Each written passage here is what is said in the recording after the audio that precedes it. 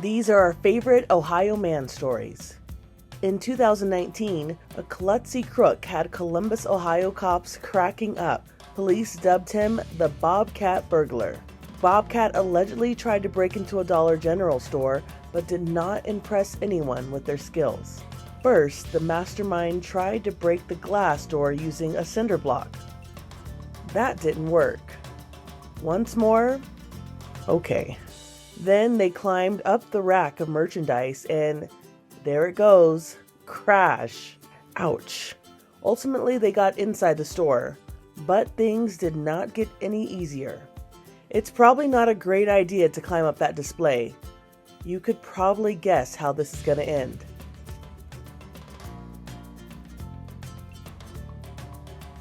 Yep. Try it again? Sure. What do you have to lose? Ultimately, the Bobcat Burglar took alcohol, food, cigarettes, and electronics from the store. Do not be alarmed. This photo is not real. It's an elaborate prank that backfired big time. In 2017, Nataleigh Schlette and her boyfriend Micah Risner were in trouble after staging a grisly murder scene. I kind of wiped ketchup everywhere a little bit and put ketchup in the water, and then she got in the water and I started putting ketchup more to make it look a little bit more gruesome. You gotta admit, it looks pretty realistic. Micah made the mistake of texting the photo to his sister. As expected, she totally freaked out. His mom thought the photo was real and called 911. What did he do? He sent you pictures? He sent one picture of her in a bathtub with a knife and blood is everywhere. You said he stabbed her? And her eyes are open and her mouth is open like she's dead. Did he say he killed his girlfriend? He said he snapped and he said he blacked out and that's what he came to. It got worse. Grandma called 911 when the photo was forwarded to her.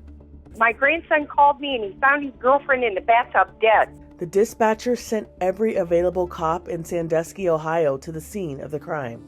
I've got to call third party advising there could be a homicide at that address.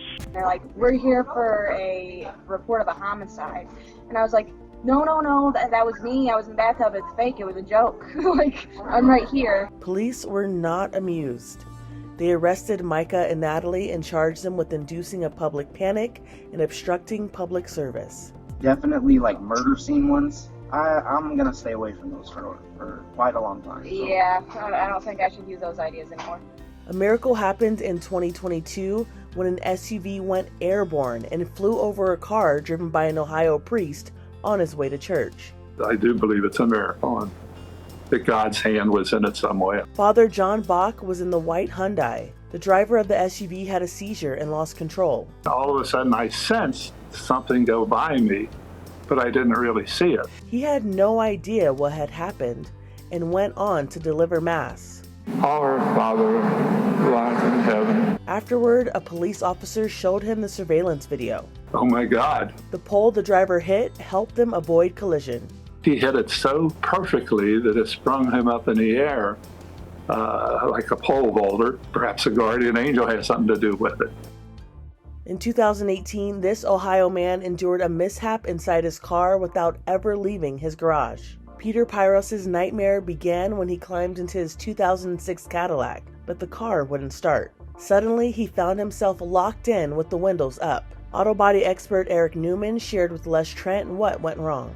Electronic on the inside and outside. So if the battery dies? Battery dies, if a wire comes loose, the door doesn't open.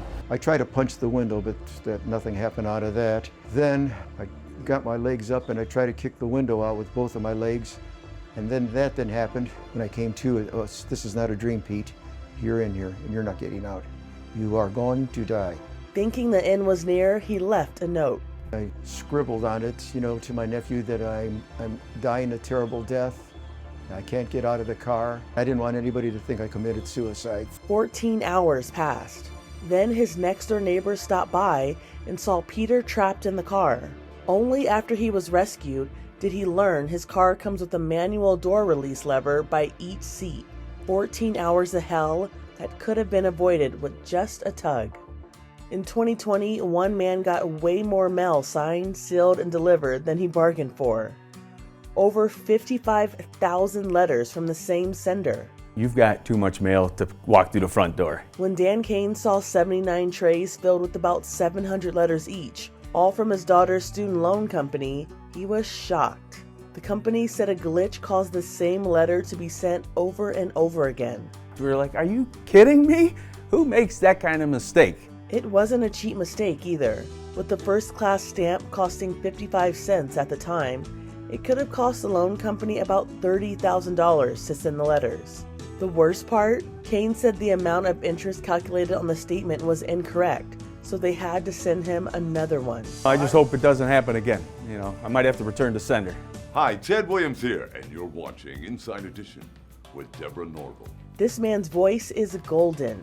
Ted Williams became an overnight sensation when he was found homeless on the streets of Columbus, Ohio. We'll be back with more right after these words.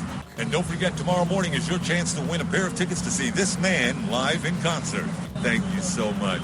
That was in 2011.